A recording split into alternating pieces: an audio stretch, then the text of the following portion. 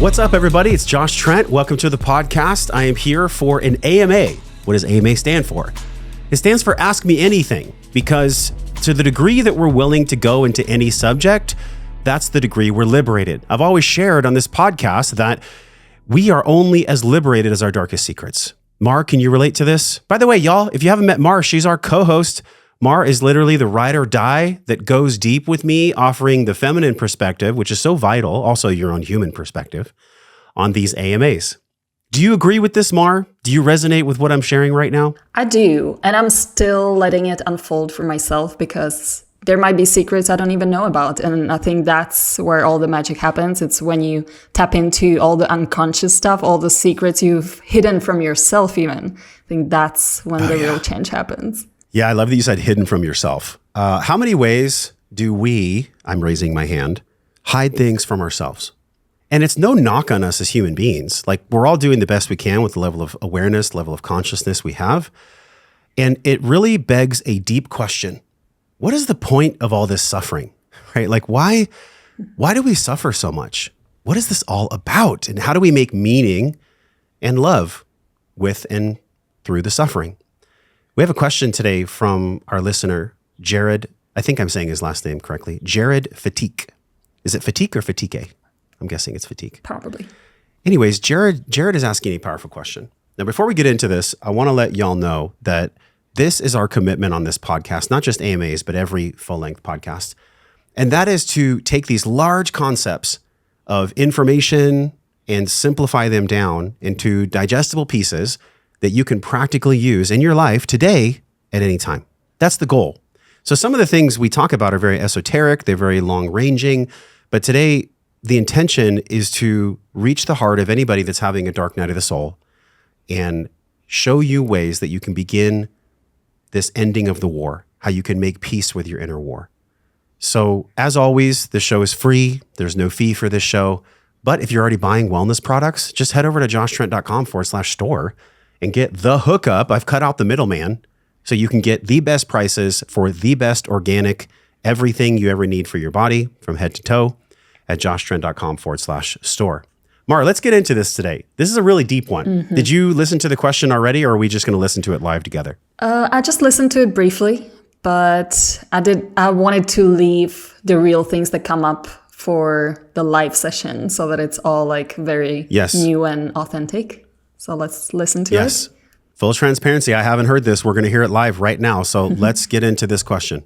Hey, Josh. Thanks for re-inviting me to submit my question. How can I understand the role of vice as a guide during my dark night of the soul, and how do I integrate the wisdom it offers while moving towards wholeness? I feel I'm in a big moment in my life of self-discovery. I've had a pretty crazy, wild year, divorcing my high school sweetheart, and then I met a woman in an ayahuasca ceremony in Peru in June, and I love this woman, and we've decided to take a separation, and she's been such a mirror and an amplifier for everything, for each other, like for everything that she's going through, everything that I'm going through. And I just realized, like, I have had a porn addiction since I was, a child, and I brought that into my marriage and, hid it, and it was very clear how all that kind of manifested, and I just lost the respect, lost all of the libido in my relationship, and then, getting that back in this relationship, I've had like no draw towards it at all, but I have just been chasing women since I divorced, and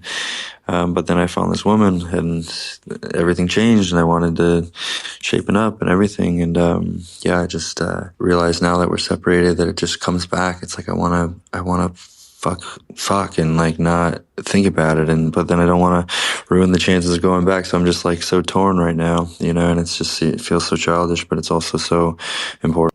Wow. First of all, I can relate. I've shared many times on the podcast that I have struggled in my past with porn. It is a very, very deep black hole. So my heart goes out to you, Jared, for first of all, having the courage to even share this. Like, how amazing is it, Mar, that people that don't even know me, that just listen to our AMAs or listen to the podcast, have the courage to actually speak in the way that Jared just spoke. It's just so, I'm smiling and my heart is blasted open because y'all, this is what we need. This is what we're all thirsty for. Like, come on, what are we doing if we're not doing this? So Jared, one thing that I heard you say that really flagged my consciousness is you said this porn addiction has been there. But one thing that you really said that hit hard, you said, I've been chasing women. I've been chasing women. And this is actually a real big challenge because my intention today is to deliver my wisdom and Mar to deliver her wisdom so we can stop the war, right? So if we're chasing something or if we're battling, should I or should I not, it can feel like a war, right? Mar, I mean, have you ever had times in your life where you had a war in your mind? You're like, what is this war even about? Yes. Does that happen for you? Yeah, it happens quite often, actually. I remember I mentioned it to you last week in our meeting that I had this inner war between the motivation that I wanted to have versus the actions I was actually taking to not do anything, to avoid doing the things that I actually wanted to do. So there's like this one part of me that wants it and the other part of me that's trying to sabotage me. So that's the inner war I've been dealing with lately. Thanks for sharing, because what you just shared is actually the foundation of what Jared spoke upon. And it's what we all do when we are suffering. We look for the meaning. Like I believe Jared even said, what is this all about? I divorced my high school sweetheart. I'm going through all this pain. Now, Jared, I'm going to say this with respect. You are being called forth to be a man. That's what this is about. I'm 44. I'm still learning how to be an embodied man. I don't have it completely mastered at all. But at 44, I can tell you that when I look back on my 20-year-old self and even in my early 30s, the reason that I was chasing women and I was addicted to porn, and I've said this many times, but it's borrowed wisdom from Gabor Mate, addiction is a disconnection from self or others, right? Addiction is the opposite of connection. So it's the disconnection, it's the lack of connection to self that thinks it's going to find pseudo-connection by running outside of itself. Well, meanwhile, your soul is sitting there asking for connection. That's what this is really about, right? And so I'll speak with respect, but I'll also speak with conviction here. Your pain is the biggest tool for your growth. So you're experiencing porn as an addictive nature, or you're experiencing chasing women and feeling hollow in yourself because every man has this biological drive to replicate. Women have it too. But as men, it's been so normalized in our society by Instagram and Pornhub and all these aspects of how women are literally objectified on such a deep level, the objectification of women, that it not only becomes normalized for men, the sad part is many women fall into thirst traps where they unknowingly normalize it with their behavior. Maybe that's a whole separate podcast. What I'm getting at here is like, when you are addicted to porn, Jared, and when you're going deep into the aspects of any addiction, you have to keep feeding it more.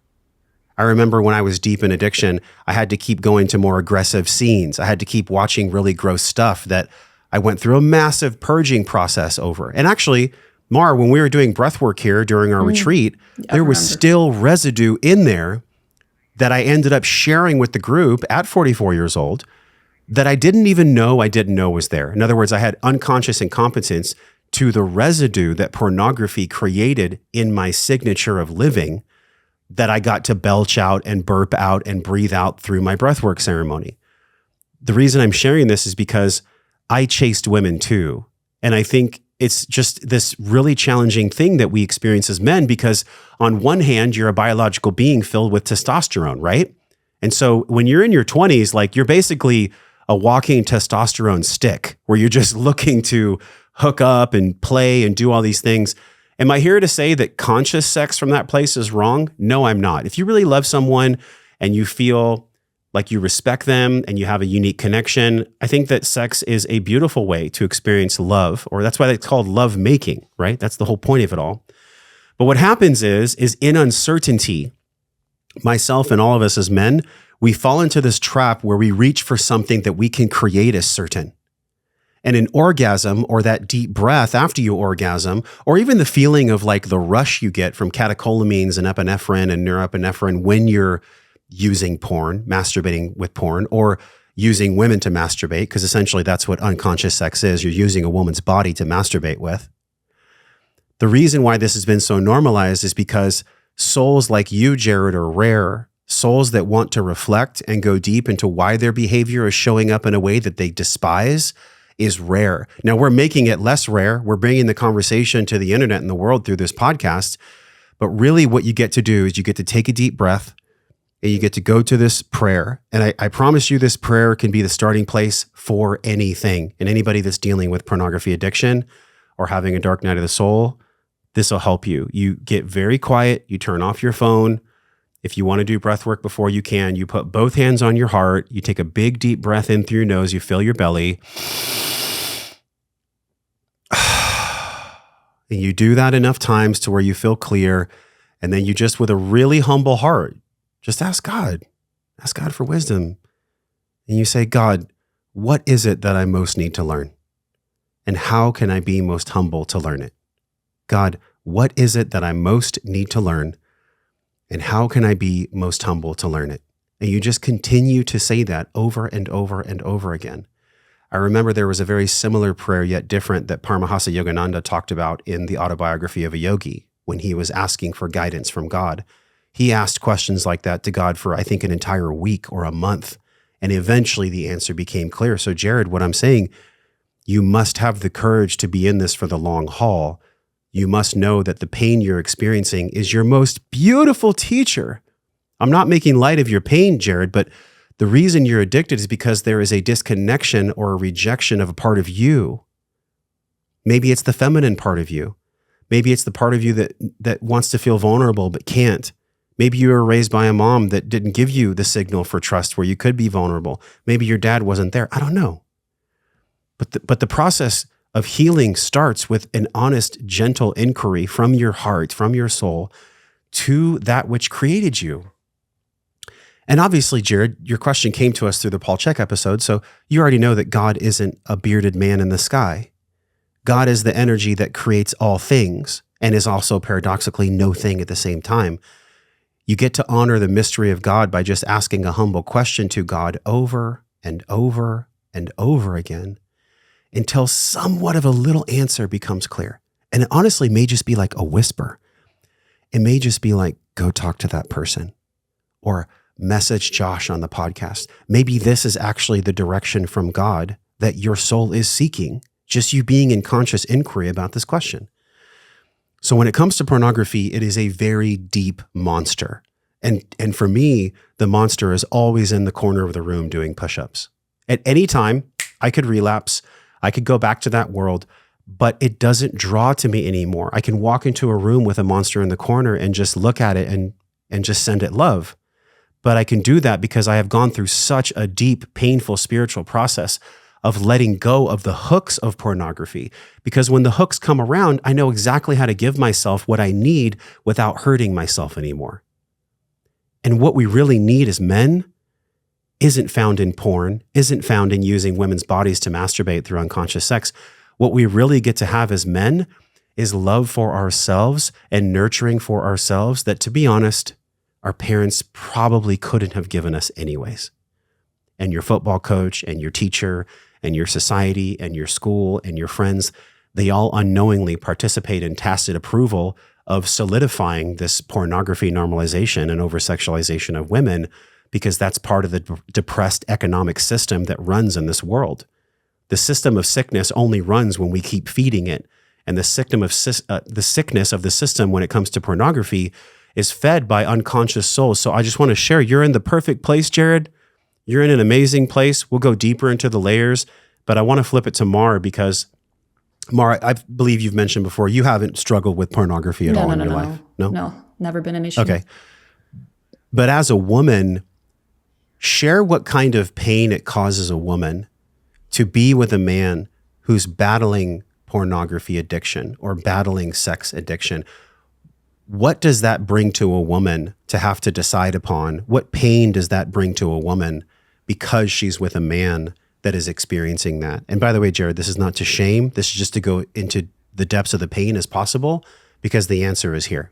Well, I believe I've only had one experience, which was very brief, and don't have the confirmation that he was addicted to porn, but from his behavior, I could deduct that he was.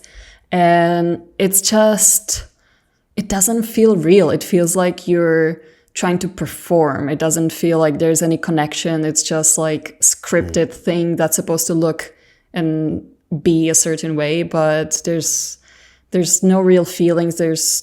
I don't know, it's just such emptiness. Like, even though you're so connected with the person, like you get as close as you possibly can with another human being, but still you feel so disconnected. So I feel like that's what it felt like. Yeah, thanks for sharing that, because, Jared, in order to grow from pain, we have to have the courage to feel it in its absolute depth. So obviously you're feeling this pain, but actually, we talked about this last week, Mar. I'm just so amazed that the layers of awareness feed into each other. I was on a beach in Maui this year with my mentor, Margot, who's been on the show before. And she flipped open a Rumi poem. And Rumi says that the cure for the pain is the pain. So the cure for your pain here is to go into the depths of this pain so fully and feel it so deeply that even in you feeling the pain itself, you can develop the skill set and the spiritual and mental maturity to be able to just lift your hand up to pornography and say no at any time. But the only way you can be forged and you can really figure that out isn't from your head. And this is the part that messed with me, Mar, for so long. I put blockers on my computer. I did pornography programs. I even went to like an SA meeting because I thought that, oh, maybe I'm a sex addict.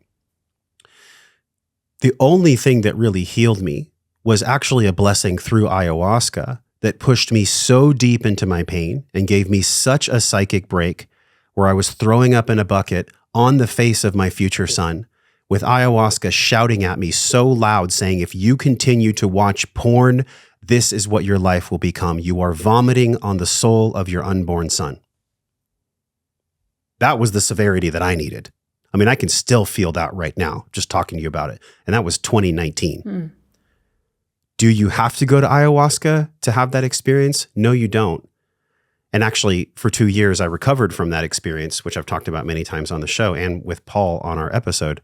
I don't wish that experience on anyone, but what it really taught me was it's in the uncertainty and me embracing the uncertainty of what's going to happen if I continue down this road. Well, I'll tell you, friend, once you have enough behavior that puts you in so much pain, you know exactly what's going to happen if you continue down that road. You don't have any uncertainty. The scary part is, who would you become without the porn? Who would you be without that relief valve? Who would you be if you're an alcoholic and you didn't have the drink? Who would you be if you were a workaholic and you didn't have an 80-hour work week? Who would you be if you actually turned and faced your family and said, I'm sorry for the ways that I've shown up and I'm here to make it better? Who would you be? It really boils down to an identity, Jared, because the identity that you get to have is that you're never alone. That's what this is all about, man. You're not alone. It may feel like you're alone. It may feel at times that you're on a cliff with no one to save you. But the reality is that suffering that you're feeling, it's going to pass. In the Bible, there's a phrase, this too shall pass. Because everything that is chaos eventually seeks order. That's the law of the universe. Nothing can be in chaos in perpetuity. So how do you confront this dragon in the corner? Well, first you realize that the dragon is you. You are the one, the aspect of yourself that you're rejecting is actually the fuel source for that dragon, for that monster doing push-ups. And when you go as deep into the pain as you possibly can, and you have a spiritual process and an inventory of really facing it and sitting with it, a beautiful tool for this is a book by Dr. Hawkins. And he talks about the frequency scale, right? Power versus Force is a very good book, but I really, really love for you, Jared, this book titled Letting Go. Letting Go describes Dr. Hawkins himself, who sat in a bed for a week and he just kept feeling and feeling his pain and going into it. I'm not saying that we all have to be like that. To the degree that we suffer sometimes as a correlation of how deep of a spiritual seeker we are. A lot of spiritual seekers find more pain, but it's because to get to the truth, you must go through the pain. So what I'm saying is it's embracing the uncertainty of who would you be without the porn? What would be your identity and how would you manage your stress? And how can you give this protector inside of you that is wanting attention? Because essentially pornography is a pseudo cover to silence the voice of your own protector by taking form of a protector outside of you instead of the protector inside of you that can just hold up his hand with love and say no. Because that's what your future wife wants anyways. Mar, don't you want a man that can be sovereign and in his own body when he's arguing with you, when he's making love to you, when he's leading his life? Don't you want a man that can be fully present with his imperfections and all of his honesty and all of his bullshit and just be there with you and not be captured by some outside force? Isn't that what women want from men? 100%. Isn't that the whole point? Yeah. So like what is the gift? Now I'll flip it. What is the gift that a woman receives when a man shows up like that? I feel like they receive the best of the woman. They receive the caregiver who a woman is supposed to be, but oftentimes they take on a role of a mother when the man is not in his masculine. And so I feel like there's a very thin line between being the mother to a man and being a supporter and a caregiver in a sense of like I'm here for you, but I'm not here to mother you. And there's a very tiny little difference between that, but energetically it feels totally different. So I feel like when a man shows up this way, you allow the woman to, like, as you spoke about on one of the podcasts, like be the container for the man to actually hold him with all of his struggles and support him and lead him through it, and not just be the witness of it and be disempowered in the relationship. It's well said, because no man could ever have the woman of his dreams unless he's being the man of her dreams. This just wouldn't work, right? Like two people. That's why the soulmate prayer that was gifted to me from Paul states, and this is from Paramahansa Yogananda himself, "Bless me that I choose my life's companion according to the laws of perfect soul union." Like, just feel that for a minute, Jared. Feel that for a minute. Like, what are the laws of perfect soul union? Some of the wisdom around the laws of perfect soul union is that your soul mate is a mirror. So if you're watching this on video right now, I'm holding up my hands. If your wife and for the wife, the husband are perfect mirrors for each other, then you will most likely attract a partner with similar wounds. Have you found this to be true, Mar? Yeah. It's been okay. Yeah, me too. It's been a tough journey, but yes. Me too. And so the reason I'm saying this is because can we actually look at that like a blessing? Instead of going, my partner's crazy, what the hell's their problem? And we all fall into this, right? Which, by the way, that type of thinking feeds the porn dragon, Jared, because then it's so easy. One of the things I struggled with in pornography addiction is when I was with future women before Carrie Michelle, and we would have a fight, I would go use porn, because that was a way that my unconscious liked to hide from the conflict that the woman was presenting me that I was afraid to deal with. I would go use porn when my mission was calling me forward, but I didn't love and trust myself enough to execute on it. So I would go watch porn. And it was funny because I remember as I would be watching the porn, I would be bathing in shame. I mean, just like hop in the shower and just scrub yourself with shame soap. Like, it was fucking real. And I can laugh about it now because it was so intense. I mean, I just like, woo, that level of shame, to quote Hawkins' work, shame is the absolute lowest frequency of vibration we can feel on planet Earth as a human. There's nothing lower than shame. It's actually at the bottom of the scale. I think it's like a 20 or a 40, something like that.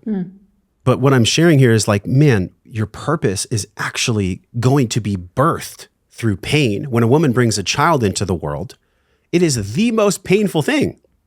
Birth is a very sometimes traumatic event that is only happening through a vehicle of pain. But guess what happens on the other side of pain?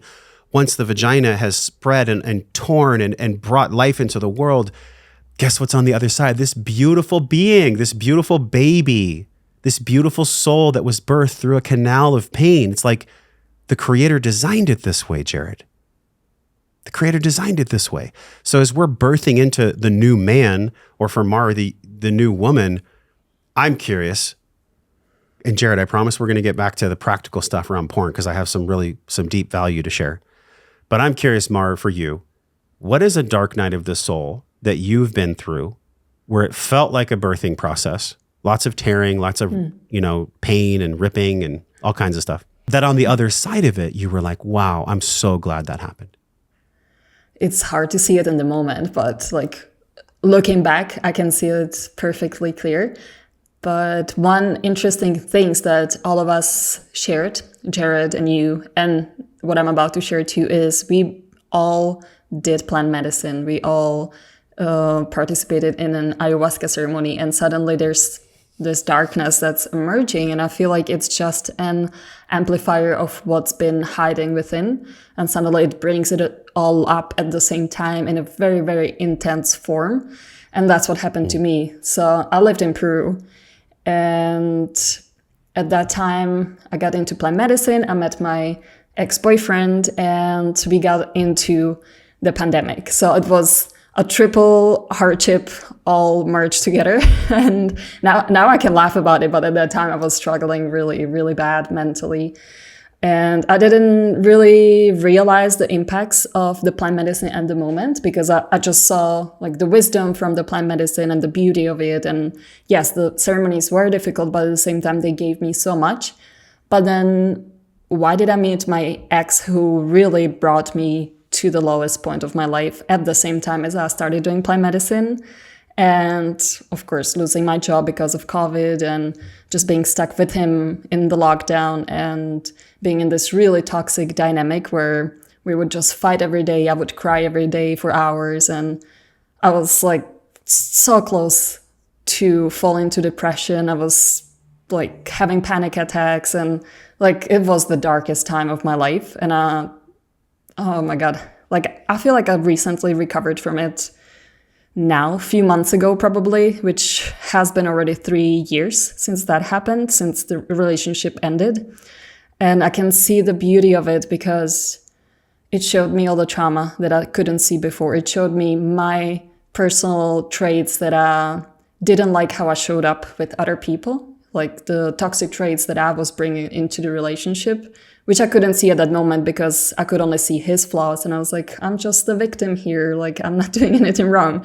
But I took my power back, and I was able to see, okay, like I'm not the victim here. I did some things wrong. He did some things wrong. And we came together for a reason. And that reason was, at least for me, I'm not sure what happened to him, but for me, it was to heal, to grow, to become a better human being, and eventually to be ready for my soulmate in the future. So I'm thankful for him because he prepared me for my soulmate. And yes, on the other hand, he did cause more issues, but I'm recovering from those. And I know that once I meet my soulmate, he'll be able to handle it and lead me through the journey of like fully healing the last pieces that I need to heal.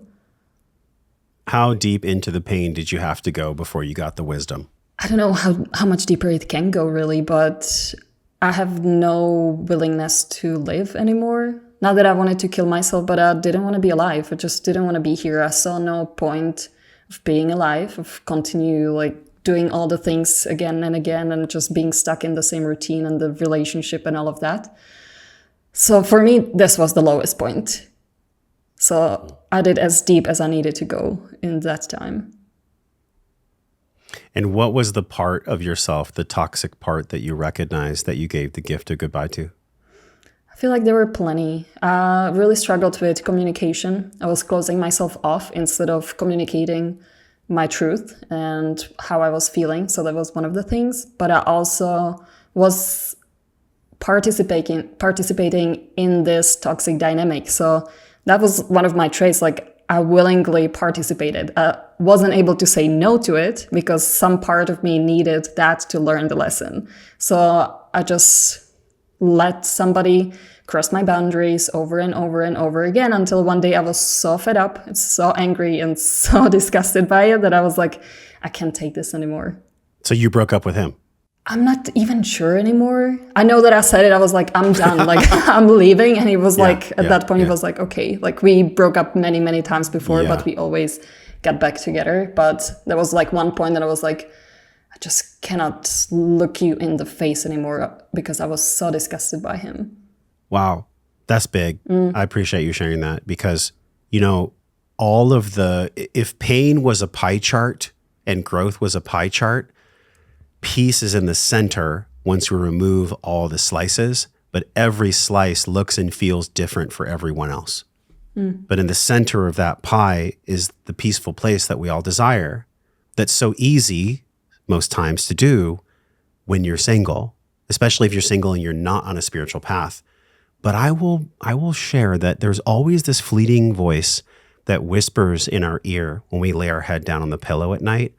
And it usually says something like this: there's more to life than this. There's more to life than just going out to the bar with my friends on the weekend. There's more to life than just following football games and Oprah. There's more to life than just taking care of my pets. There's more to life than this. And I'm not here to shame anyone that doesn't answer the call, because the call comes sometimes really softly. Sometimes it'll hit you in the face with a fucking sledgehammer. Like the call will be so severe that you can't not answer it. But the courage that we must develop in order to take an honest look at picking up the phone and answering the call of growth, that's the rub. That's the inflection point. That's where the threshold is breached. And Jared, I'm going to tell you, man, you've already breached the threshold. You're in the perfect place for your healing. So now you're in this phase of the arc of wellness where you're gathering. You're gathering, man. Now it's time for you to apply, right? Because we gather, we apply, and then we embody. It's on the screen right now. We gather, we apply, and we embody. We gather podcasts, we gather conversations, we gather ayahuasca sessions, and then we actually do the things that ayahuasca showed us. We do the things that our meditation showed us. We apply them. Because I'll tell you, like going and doing a plant medicine ceremony could still be in the gathering phase. It doesn't mean you've applied it yet. It's only through the application of sacred wisdom that you become embodied in the wisdom that you're seeking. Period, full stop. And we all can fall into this trap. So Jared, the only way out of this is right fucking through it. It's right through it, my man. You are going to meet yourself in the next 1 to 3 years in a way that I'm so excited. Like, it almost makes me want to cry for you. It's so exciting. You're going to meet a part of yourself that's going to be so loving. And when you finally find that part of yourself through conscious, humble inquiry, you're going to cry. There's going to be a reunion. You're going to feel your own heart again. You're going to be able to hold your younger self in ways that nobody ever could. He's waiting for you. Young Jared, young Mar, young Josh, young anyone, they're always there for us. They're always there for us. And all they're asking for is just a handhold and a hug and a conversation, in the same way that if anyone's blessed to be a parent, you know that the same way you treat your children is the same way you treat yourself. It's all the same. The way that I'm triggered by my children is the way I'm triggered by myself in life. The way that I make love with my woman, or that I treat her or triggered by her, is the same way that I make love to life. It's the same way that I'm triggered by life. It's all the same. But we think it's different. We fall into this trap of it being linear, of our growth being linear. But I'm here to tell you, it is not linear. We're going to link an episode in the podcast, Jared, that I would love for you to absorb. And it's from Dr. Kelly Brogan. And she brought forth this concept of healing being a spiral. Because you start and you expand and you expand and you feel really good. And then all of a sudden, boom, divorce, pornography addiction, you break a leg, whatever, a car accident, bam, there's contraction. And then you recover, much like you did, Mar. You know, you start recovering, you start expanding, and then boom, now you want to have a center in nature in your own land. Bam, you're going to constrict again, right? You're going to be called forth to be the woman, or Jared, you're going to be called forth to be the man that can hold it all, that can do it all. But it's only through life experience and this conscious commitment to turning and facing your pain that's going to bring you that feeling in your heart that's always been there. You've just been disconnected from the younger version of you that's been trying to get your attention. That's what this is all about, man. So I hope you feel me, and I hope all of you feel me, because pornography does not have to run your life. Addiction does not have to run your life. Please make a promise to yourself that you will not fall into the familial trap where you say, we're the Smiths and we're addicts. We're the Thompsons and we're obese. I'm, a certain person because my dad was an addict, so I will be. Immediately remove that language from your vernacular. Just take it out. Start using conscious language. Another really powerful episode that we'll link today. This is going to be joshtrent.com/697. for all the resources we're mentioning is an episode with Paul Levy and also an episode with Pavel Stuchlik. Did I say that name right, Mar? How do you pronounce Pavel's last name? Stuchlik. Okay. That was the correct Czech pronunciation. Yeah. These are all linked at joshtrent.com/697. Also, Jenny Denovi, where she talked about Dark Night of the Soul. But I want to give one more. Scott Jackson, when he talked about his cancer journey, we're going to link that too. So those 6 podcasts, including Kelly Brogan, will all be linked for your healing and all of our healing, Jared, at joshtrent.com/697. Mar, thanks for being with me on the ride. I feel like we covered some ground. Yeah, it's always a pleasure to be here and just witness what comes out, because I never know. And it's a ride. It's a very wild ride. But I wanted to mention one more thing to Jared, because I know what it feels like to be in those times, in those shoes. And it feels like the suffering is never going to end. You just saw in the middle of it that it feels like there's no bright future, like the light at the tunnel, at the end of the tunnel. But just trust the process. Know that one day the tears of sadness and struggles are going to turn into tears of gratitude. And that day is going to be the best day of your life. And you'll know that from now on, everything's going to completely change. Yes, Jared, hold the vision of that peace with your eyes closed and do everything with your eyes open to make it real. All right, y'all. We'll see you on the next episode. Please drop your questions, joshtrent.com/AMA. Until we see you again, we're both wishing you love and wellness. Peace.